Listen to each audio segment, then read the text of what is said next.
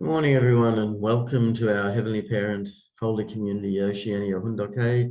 Today we have Susan Crosthwaite with us, and it is Sunday, the 29th of May, or the 29th of April in the 10th year of Chongalguk. So let's begin by offering a bow to our Heavenly Parent and True Parents, Chariot, Kyombe, Paro. And let's recite our family pledge, both in Korean and English. Thank you. 가전맨세 8.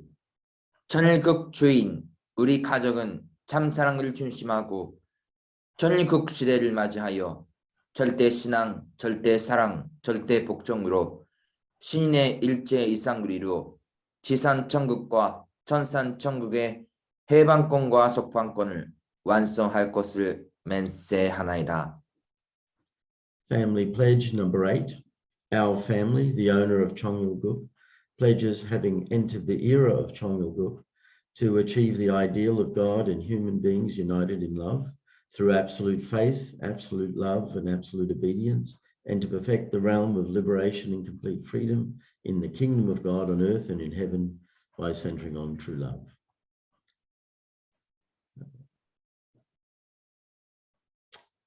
I'd like to ask Chris if you could open your opening prayer, please. Thank you. Please join me in prayer. Good morning, Heavenly Parent and True Parents. We invite you into our lives this morning to be with us and to inspire us to keep our centered lives. So we're praying each morning, and the goals of our true parents are approaching. So we're praying and hoping that we can give vitality to assist our true mother to really be able to start to see substantial improvement in our lives of faith. We've been so inspired through meeting together, and we've seen the reality of you working amongst us. We need to transform all that now, Heavenly Parent, into results for our true parents. And it's been tough in this region, but we need to awaken the nation. We know that that always isn't a smooth road to go, but we're prepared to do that. And really at this stage of the providence, we really feel it's time for our nation, our region to wake up as we see influence from unprincipled sections coming to influence our region. We really are so desperate to protect them against that. And we know from our true parents, the only way to do that is to bless people. Simple truth, simple answer. The more we bless, the more you can work, the more you can raise up people who can influence this nation and the region. So we're hoping for that, we're believing that, and we're expecting things to change. Thank you now, and offer this in the name of Chris and Debbie Bruce and Chris family. Adieu. Adieu.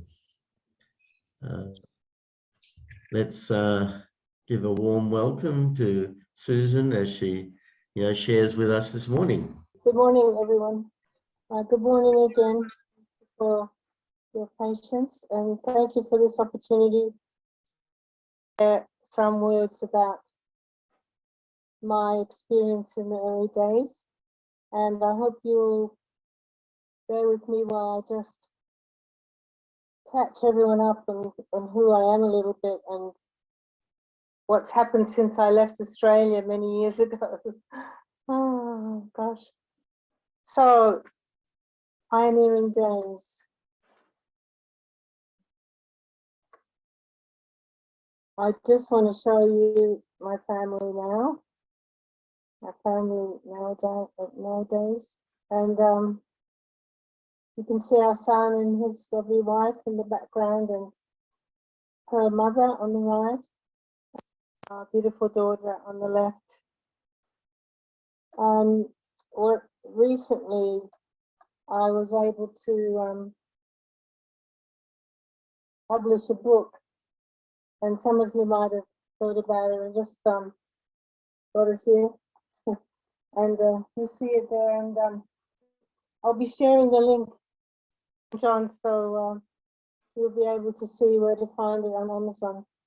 That was just published on Amazon just last week, so hot off.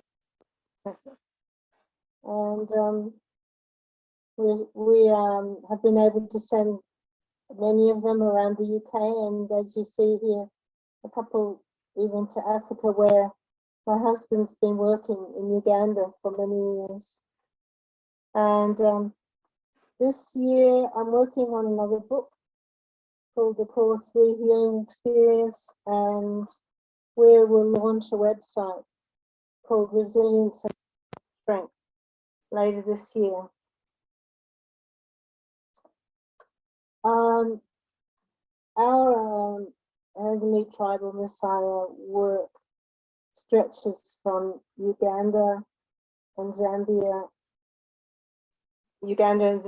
from South London. So I just wanted to let you know that this is Destiny School and a well that was opened there a number of years ago, and Ashley's been working in 4 schools for the last 12 years, and reaching out to many people there, and especially giving help to impoverished areas, the very poorest people who have infections in their feet, especially in their feet, from parasitic flea infestation. So he's been working with so much heart and passion to help those people, and inspired many Ugandans to do that as well. And this all started from South London Community. Well, it's actually, I should have changed the name. It's nowadays, since recently, called River South Community. And we've done many things over the years there, and more recently reaching out to Ambassadors for Peace through Women's Federation and EPF. And also, since I retired from working in the Blessed Family Department here, able to reach out to our local mayor and be an ambassador to him, and really I'm grateful because it could turn around the opposition that was coming from the local council in the area where our peace embassy was built. So I'm really grateful that that could happen. I became a unificationist in February 1975, and my spiritual mum is Annette Kanga, and there she is, more recently with her wonderful Cameroonian husband. And she and Jacob are actually the first African European couple that Father matched, and they recently returned there after spending a few years in Germany, which is her home country, and they recently returned to spend the rest of their lives in Cameroon. Her missionary partner was Krista Rennie, you can see here, with her British husband David. You know, Australia, I went witnessing and fundraising in many places: Melbourne, Adelaide, Perth, across the Nullarbor Plain, in Queensland, Sydney and Canberra. You know, when I was first asked to give this testimony, Keitha Browning encouraged me. Some of you might know Keitha, who's in New Zealand now. to talk about this particular historical fact that happened way back 1978 to 9. In the 60s, our True Father sent an American missionary to Australia, but she wasn't able to continue her work. And so some 10 years later, it was just like when Adam wasn't able to fulfill his mission, Cain and Abel were set up to work out the problem. And so we had two missionaries. Who knows who was Cain, who was Abel? Not important. But these two groups were brought together 1978 and 9. And it was really very difficult to do that. So there was a group that started in Sydney with Brother Carl Redmond, and a group that started in Melbourne with Krista and Annette there. And we had to really work hard, extremely hard, to build unity and to love each other. Reverend Clark sent some elders to help us. And this was a memorable, very memorable experience for me of how painful it is when we are not able to love one another. And I remember sitting on the floor with many of the brothers and sisters from both groups, because we'd been mixed there for a couple of years. And we just wept a lot. And so that's just a little real story about how important it is to do our best in our work, and then you know, if we have trouble loving one another, that is absolutely key to what to see and to work with. In those days, we were called the Unified Family, and I'd just really like to encourage you guys to read Marie Gorba's book. And Reverend John told me he's got some boxes of these that you can get from him. Through reading this, you'll get a really good feel for the spirit of those days. You know, Marie wrote this book after she'd lived in the United States for quite a long time. And most of the book is about the issue of faith breaking. And when I was preparing for this talk, I listened to Jacinta Garbish's testimony. And this reminded me very poignantly about this issue of faith breaking that Jacinta also went through. And actually, my husband Ashley was also kidnapped and detained and went through this horrible experience. So this is also another part of history of our movement that is really vital to understand. And those people, I think, are just really heroes and sheroes. When you read Marie's book, you'll understand a lot about this issue and how brave and how beautiful their faith is to endure that and remain steadfast. I have actually stolen some pictures from Jacinta's talk because many things that I had were lost in the trunk years and years ago. So apologies to Jacinta, I'm sure you'll forgive me. There we are in 1974 in Adelaide.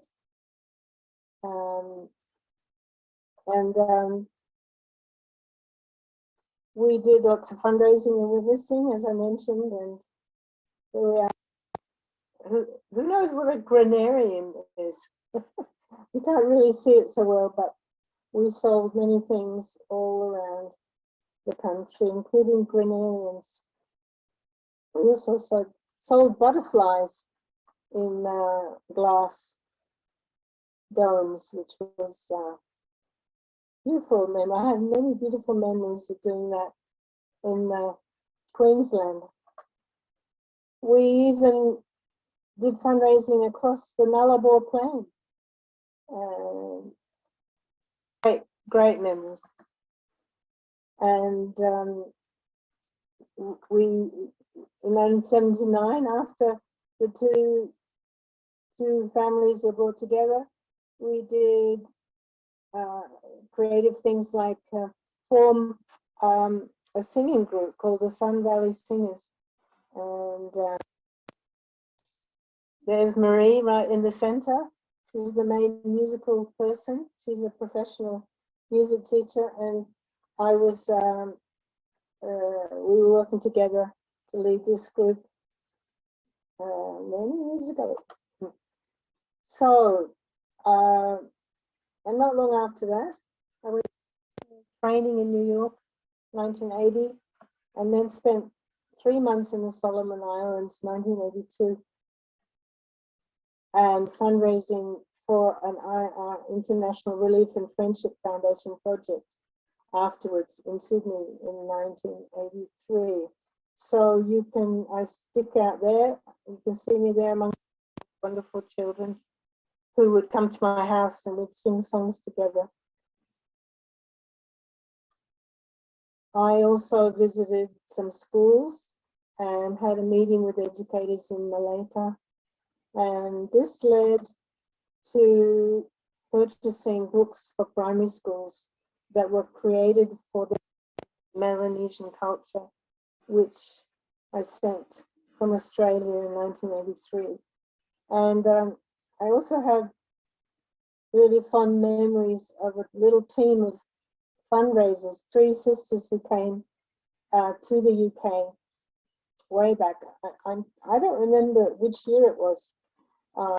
Sorry, to Annette Manalasse and the other 2.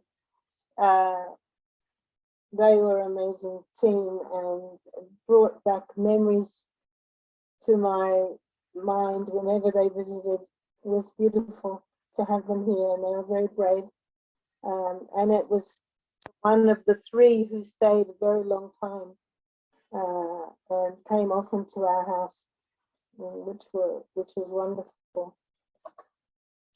Well, Reverend Quart called me to go to New York in 1983. So, and then I joined my husband in California, 1986. He was a 21-day workshop lecturer there. There we are. And we went to the Soviet Union in 1990 before the end of communism. And we saw many changes there, amazing time. And then we came to the UK in 1994. Oh, sorry, what have I done?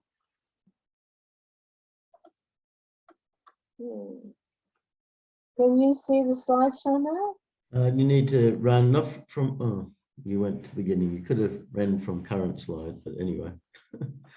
Yeah. How is that? Catching up again now. Yeah.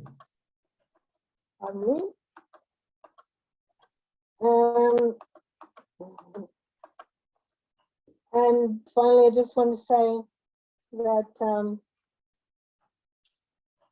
after Europe, I was honored to work in the Blessed Family Department, and after a few years, I was supervising the first-gen matching system that we created when True Father handed over the responsibility to us for the matching. So during those 22 years till I retired in 2019, over 100 couples were able to receive the blessing. And Ashley and I held seminars, 23 seminars all over Europe, and even we came home to Australia. Some of you might remember that one, which was a wonderful time. So I wanted to go pretty quickly through it, so there's plenty of time for sharing. And thank you very much for listening. Thank you, Susan. Thank you for sharing. And I'll just open it up.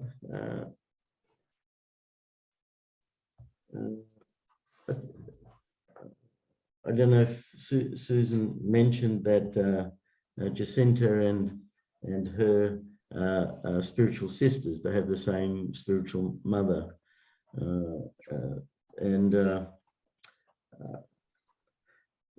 I met Susan a few times because of being in Solomon Islands and taking people to the blessing in Korea, and she was part of the Blessed Family Department. And I remember, talking to her there and sharing about the situation of blessed families and newly matched couples and newly people deciding whether they should continue or not. And I remember a time that I was asked to speak to couples who were struggling with their matching choices. And I remember chatting with Susan there about because I had no experience in that other than bringing them there, and then found myself trying to counsel people to understand the value of the blessing and father's choice and things. And I got some advice from Susan at that time how to deal and help them go through that process.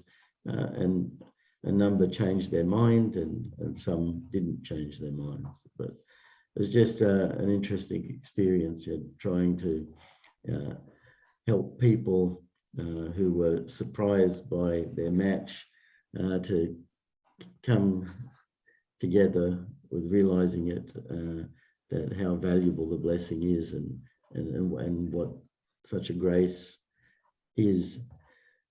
So I will open it up to others to make some comments. Okay, thank you. Those were the days of the instant matching, I came to call it. Yeah. And somebody said, I don't remember who, someone said that instant matching was like a time of the shock in nature. So it caused a lot of self-reflection in us, and some people decided to go ahead and others didn't, and there was freedom for that to happen. So amazing memories, aren't they? Amazing. Yeah. Thank you. And I can see Randall has his hand up. Go ahead. Hi, Randall. Good to see you. I think we were on a few fundraising teams or something.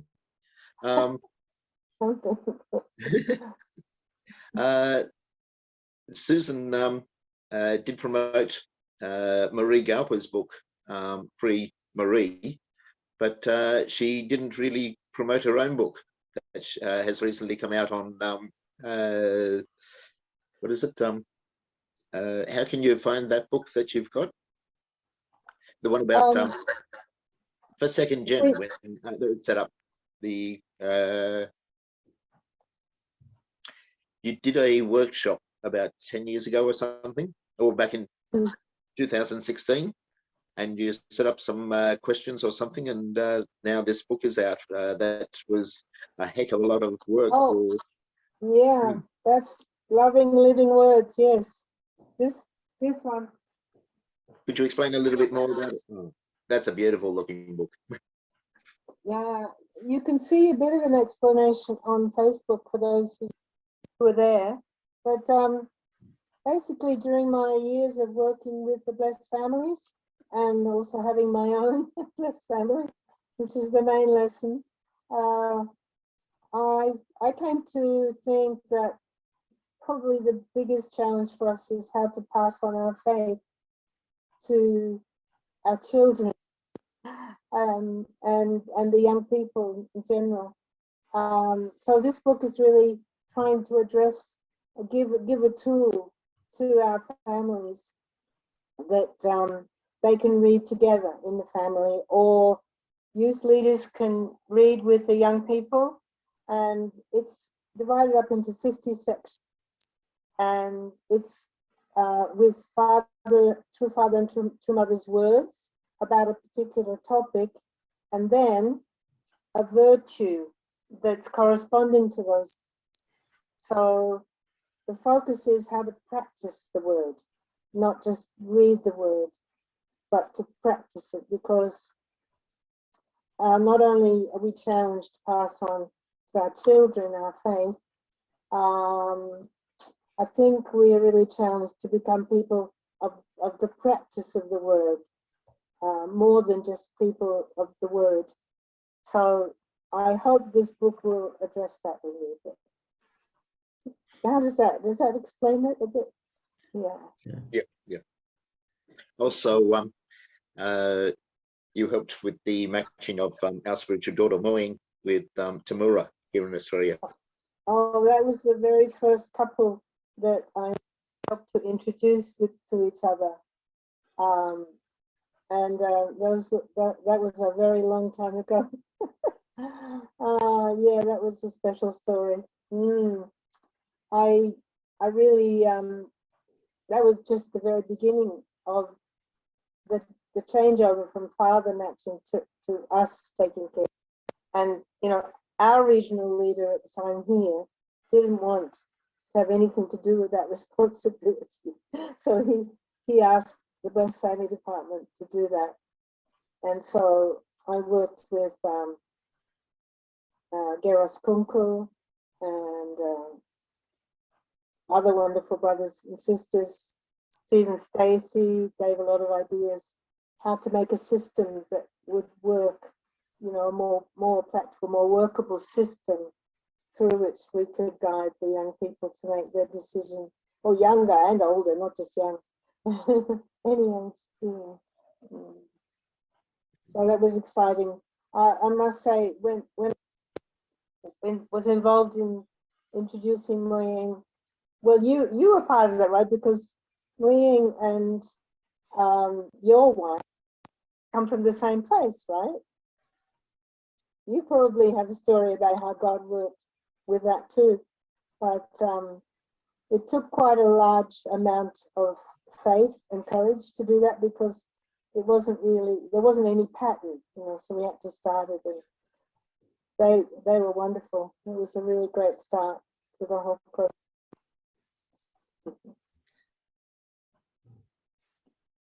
Okay, Thanks. thank you. We got a few people.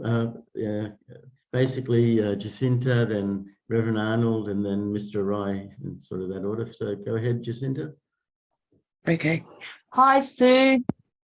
Hi. Really good to see you in person. Oh, Yeah, you're one of my memorable first ever people that I that taught me the fundamental principles of life, and yeah, really just amazing. You did the same Unforgettable thing for me, person. Jacinta. Okay. You were teaching me at the same time, but maybe you didn't know. Yeah, that's it.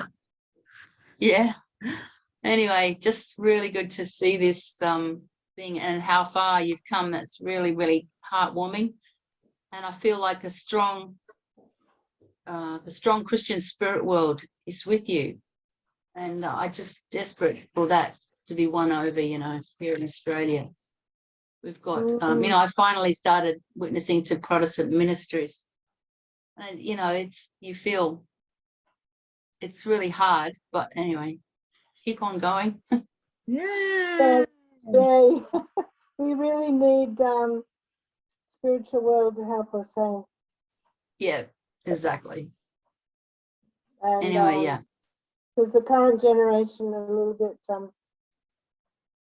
what do you say, secular maybe, but helping, I'm sure. I'm not involved so much in working out and meeting with Christian ministers, but the group here in the UK having quite a lot of success reaching out to that.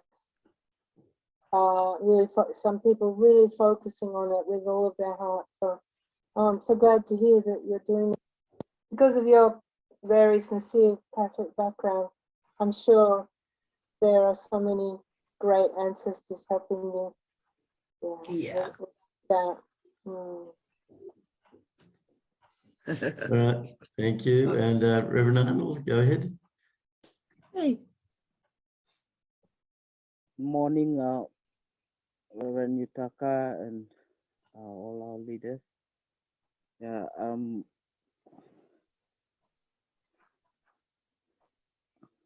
just emotional this morning. It's my first time to see Susan. So yeah, I've heard a little bit about her, and this morning I'm happy. I'm grateful to her because she's the first missionary to Solomon Islands, and yeah, because of the seed she planted here, I think the foundation, so we could, you know, have a good foundation at this time. So yeah, she came for a short while, but I think she laid quite a good spiritual foundation for the later missionaries. So yeah, I'm happy and grateful to Madam Susan for your heart to obediently follow through parents, and you know, just go somewhere you don't really know anybody and just do the mission work. So it's not quite easy, but yeah, you came here and really laid a spiritual foundation for later missionaries. So I'm really, really grateful to you. And also I'm inviting you to Solomon Islands. We are celebrating our 40-year anniversary of the movement here in Solomon Islands. I think you first came on August to Solomon Islands by looking at your, we have some small extract of your diary, so we can get a glimpse of your life here in Solomon Islands. So thank you so much, Ma'am Susan, for your heart and investment here. And yeah, we would like to meet you personally in Solomon Islands in August for our 40-year anniversary. Yeah, Oh, gosh. thank you. Well, thank you for your warm invitation and your beautiful tears. I just enjoyed coming to Solomon Islands so much. I just enjoyed meeting those beautiful, warm-hearted people, and I miss it so much. I'm sorry that I wasn't able to give much help since then, but something in my heart came alive because of going to Solomon, and you are such a great people in God's mind. I'm sure that you can teach us all about having a child's heart. I just love being there, and you know, I even in that picture in my house where the children came, I remember I was looking at it today, and I remember the name of the girls, like Delight and Hope, and this is so beautiful. I am so touched by the wonderful heart of Solomon people. Thank you for taking care. Thank you. And Mr. Rai, go ahead. Hello, Miss Sarai, good Um, morning. Yeah.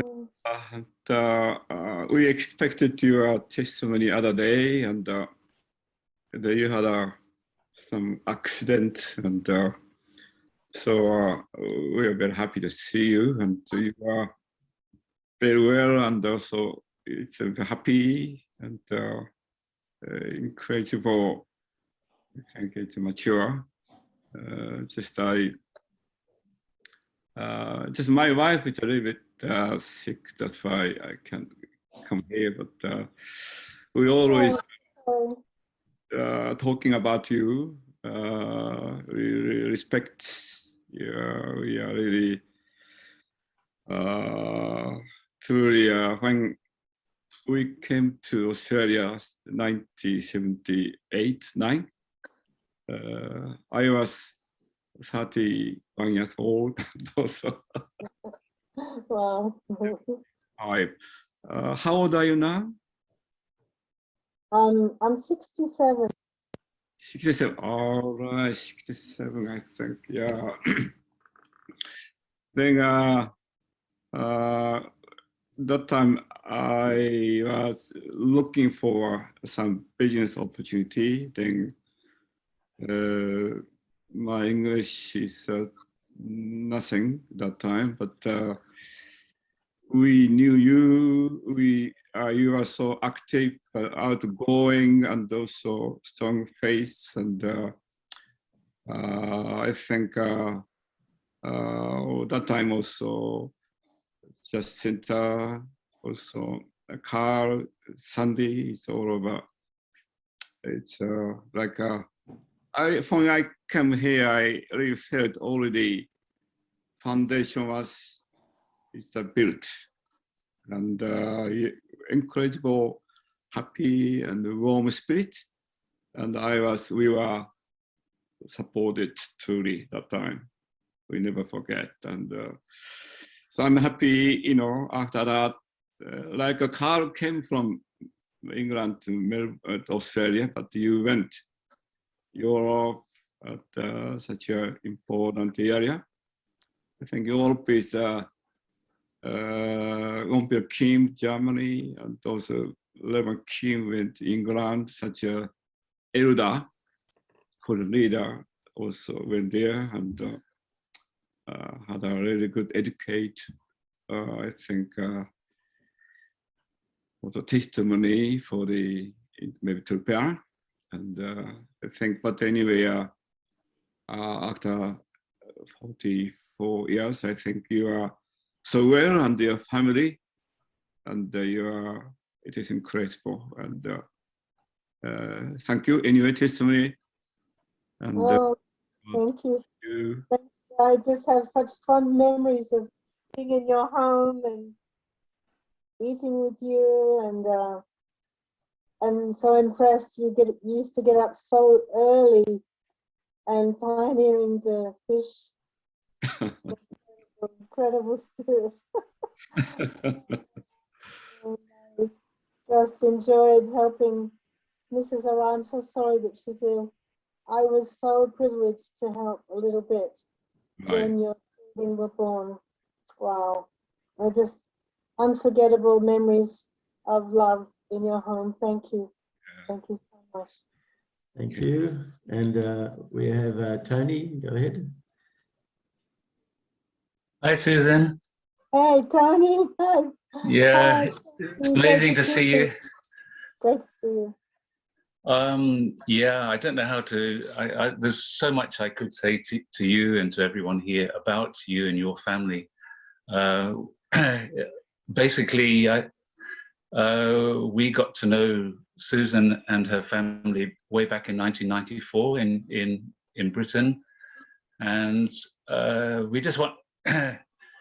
Yeah, Keitha, Susan, you really took us on as a family. We've been in Germany, and we didn't really know how to, like we'd been full in the mission in Germany, and then we came back, and then our children were growing up, and it was so wonderful that we could have all those family experiences together, our couples, yeah.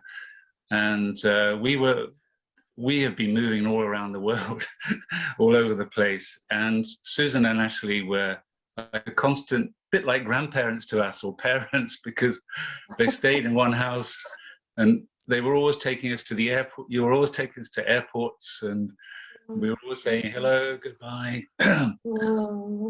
We had so many experiences mainly in Britain, mainly around London. So and thank you for all the cups of tea and Christmases and Boxing Days. And Keitha's not here with today, but she would have loads more to say. Anyway, I just wanted to say hello, and I hope you and the family are well. So. Yeah, I never felt like grandparents, you guys. Yeah, we might have learned to help it, but what I remember, I just talked to Jasper yesterday about how the boys used to bundle together. Do you remember? I do, yes. Your three and our eldest, they loved fighting, not really fighting, but just sort of play wrestling, and they were so free and happy together. It was a wonderful time. Yeah, it was, amazing, yeah. And we had lots of experiences together about healing, didn't we? That's right, yeah. They were some of the seminal things that I learned that are informing this system that I'm doing now, the Core 3 healing experience. And I hope it can be really helpful, it's an enormous task we have, isn't it, to become full human beings, to become free human beings. Yeah. My passion really to help inform, give some ideas that can help in that process. Yeah. Okay, Susan, I'll say goodbye for now, and love to Ashley and everybody. So love you guys. Love you guys. Please give Keith a hug. Yeah. Bye for now. Yeah. Bye. Thank you. Thank you. And now we have Reverend Stone. Go ahead. Yeah. Hi, Susan. How you doing? Good. Good to see you. Good to see you. Yeah, there's not many people these days that are kind of older than me in terms of their spiritual life here in Australia, but Susan is one of them. Of course, Jacinta, Janine, and a few others. But Susan was the spiritual mother of the centre where I joined in Perth. I think it was Little House 101 Palmerston Avenue or something. And so I came in. I was studying at University of Western Australia, and it was such an austere little centre. Mike Tracy was the centre leader. You were the centre mother, and you were about 3 years younger than me, but you were very strict, I remember, and in line a few times, which I needed. I needed. So really, thank you so much for that. But just when I think back at the early mission of Australia, some absolutely amazing sisters really formed the root and foundation of the Australian mission. People don't really realise that. Wasn't only Annette and Krista, but also then, their spiritual children. So, amazing sisters joined, which sort of formed the basis of the whole Australian mission. So Susan and, of course, Jacinta, Janine, Sandy, just amazing sisters and Tracy, all these people, they pioneered the different cities in Australia and formed the basis of the whole mission. So God bless you. Yeah. Thank you so much, Susan. Yeah. Love to see you again this morning. Thank you. And go ahead, Selena.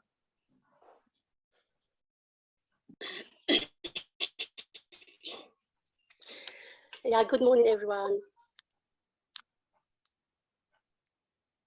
Yeah, just I want to.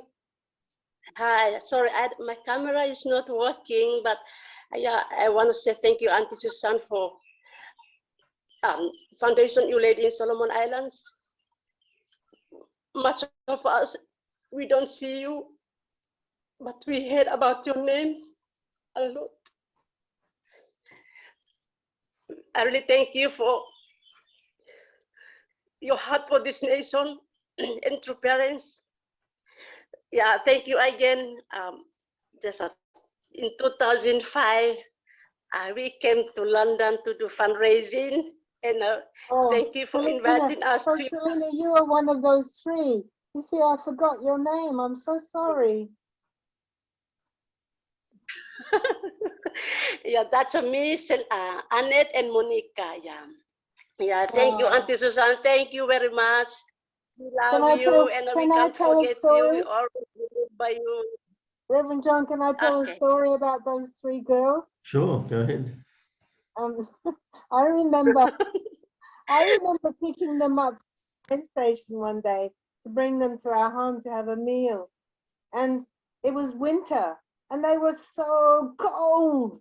They were so terribly cold. And I bought them some gloves and scarf too, did I, Selena? Scarf maybe? I don't remember. Anyway, what I do remember is the time I picked you up, you didn't have the gloves and scarves on. And I was a bit surprised. And so I asked you, what happened to them? And you said something like, oh, they are so precious. We could never wear them. We just had to keep them. You remember that? Oh gosh, that was so funny. Oh, you beautiful people. Yeah. I felt like I'd become a myth. I felt like I'd become some kind of mythological holy person. Oh dear, bless you for your beautiful face. Yeah, thank you very much. Yeah, thank you very much, Auntie Susan. Thank you for family. God bless you. Reverend Arnold, please send me a copy of that diary. I've forgotten what I wrote. I'd love to read it again. Request from me. Yeah. All right. Next we have Rex. Go ahead.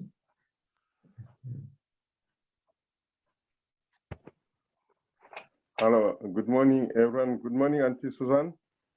Good morning, Rex. Good morning. Yeah, Anyway, I think you wrote something about going to schools, yeah, every day. And one thing I remember is you trying to visit the members of parliament, I think, for the extension of your visa, but it was not possible. I think they rejected your your extension for another 3 months. Yeah, That's right. maybe you can send me your email so I can scan those out. It was already very old, and it was some part of it was already eaten by a white ant. So about our former national leader could send the copies and keep them, so we can have small like a small part of your diaries here. So yeah, thank you. Yeah. Yeah. Well, Yeah. it's been an honor. Thank you so much. Yeah. Go ahead, Rex. Continue.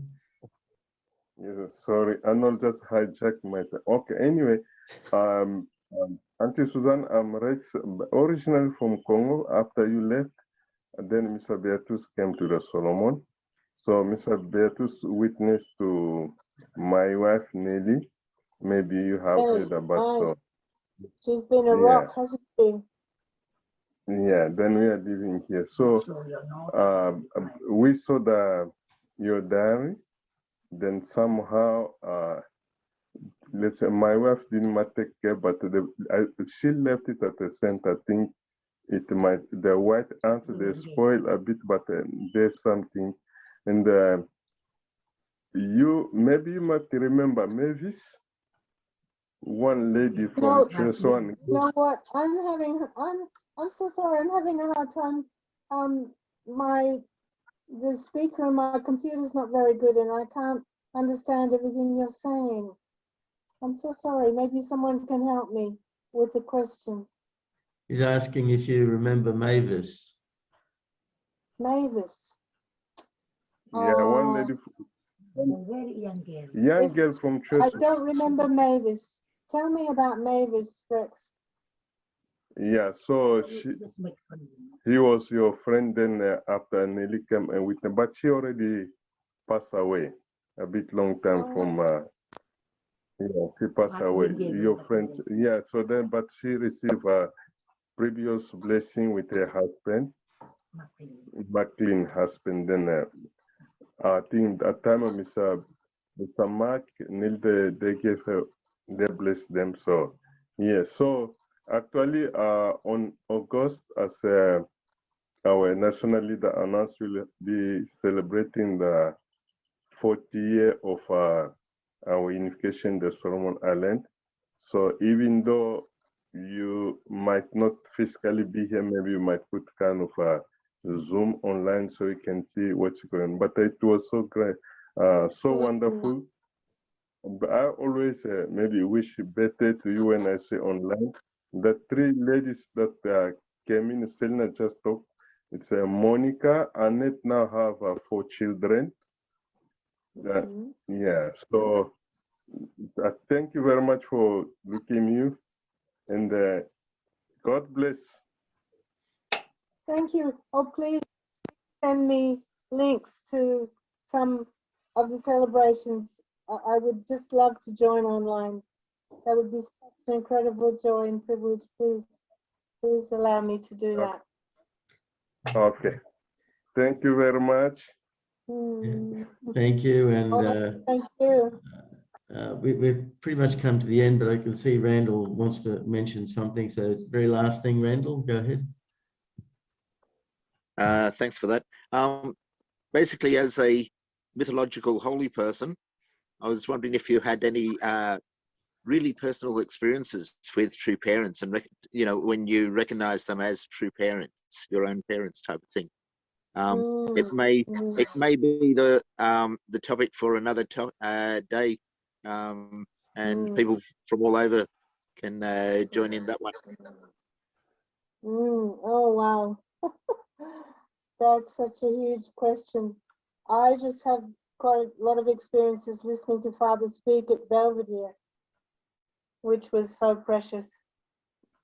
Gosh, but the internal experiences, I suppose, I could tell quickly one thing. I had lots of dreams, those kind of things that helped me feel very close to true parents. I remember once I dreamt that Father was hugging me and my head was in his big stomach, you know, and I just really felt like he's my father. And it was so beautiful to me. And I was struggling at the time to believe that I could have a family because it took us a long time to conceive a child. And I even got to the point of thinking that I'm not really a real woman. I don't know if anybody can relate to this dilemma. But when Father hugged me, I just knew that I am a real woman.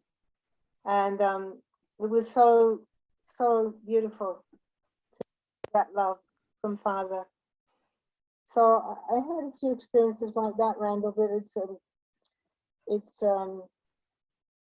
just, I think, as Jacinta said, there's a Christian foundation behind me. So it's not really, my faith is not really because of me or anything that I've done or really worked on, but it's something I've inherited. It is just there, if that makes any sense to you. And I'm very grateful for that.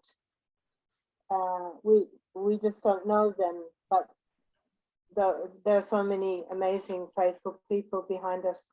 And to give you some idea of what kind of we have, my husband did some mobilization in Japan and Korea at one point. And when he came back, he visited his dad, and his aunt was there. And she said, "Oh, did you know that our great uncle was the second bishop of the Anglican Church in Korea?" And he'd never known this. So we had to research that. So it's incredible. So this man died in Korea, and he was responsible for the building of the Anglican Church in Seoul, and left behind a most amazing. And this English, he was an Englishman, obviously. He spoke Japanese and Korean fluently, and he loved the literature of Korea, and he saved many volumes of Korean literature from being destroyed by the Japanese occupation. And a little story that should perhaps touch Mr. Arai. You've got to listen to this one. I found one of his books that he wrote on the internet, and in the book he said, I was the only connection in the whole country between the Japanese Christians and the Korean Christians at that time. He was a mediator because he spoke both languages fluently. Can you imagine? Amazing. Behind us, and he loved both those communities. So that's the kind of foundation we have, I think, extraordinary, that we don't know about really, but that's definite. It's a definite fact. Yeah. Oh, thank you. Yeah, thank you, Susan. Thank Susan, you, can everyone. you write that name in the chat? The name of that man? That's so interesting. Oh yeah. Oh, let me see. Let me see if I can pull that from my poor memory. Bishop Trollope.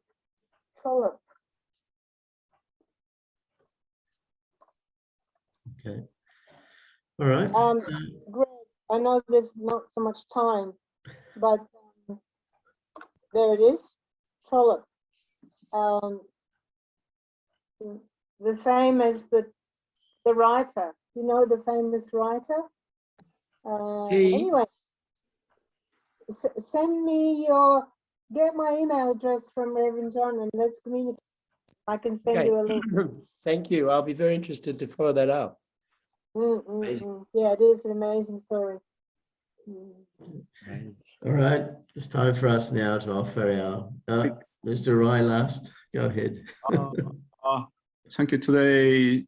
Incredible Susan testimony, and but today I had Reverend Yamada's birthday today, so just I think such a memorial day, and we celebrate to Reverend Yamada's birthday. Happy birthday! Yes, happy birthday. Happy birthday to you.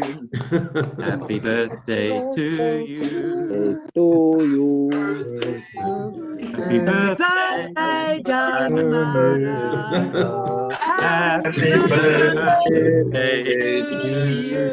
Happy birthday. Everyone, thank you. Yes. Because without you, we wouldn't be having the Hoon bouquet. So thank you. Happy birthday. Hey, you like it, don't you? You like birthdays. We love you, Susan. Yeah, thank you, Susan.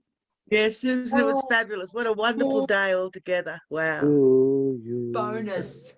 Thank you. And we need to finish with our unison prayer. So we have many things to pray Sorry, for John. and many Nathan things actually said pray. to You just- share. So, okay, I'll just share the screen. Thank you all. And let's offer our unison prayer together.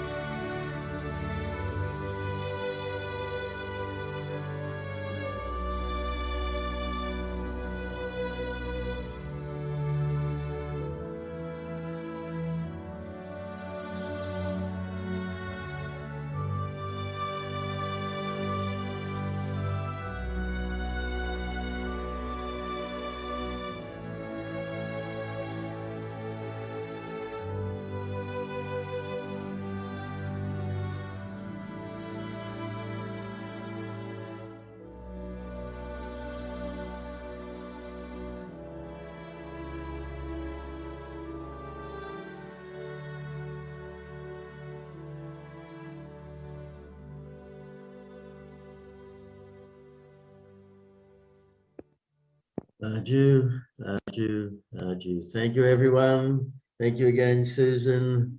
And let's have a great day and see you all again tomorrow. Okay, bye-bye. Have a lovely day. Lots of cake, Yamana. Yeah. Love you, Susan. Happy birthday. Thank you very much. Beautiful day, everybody. Great to hear from you, Susan. Happy birthday, Reverend Yutaka. Bye. Happy birthday. Thank you, John. Yeah. Reverend Yutaka and Susan. Thank you. See you again, Susan. Online. I hope so. See you again soon. Bye-bye all.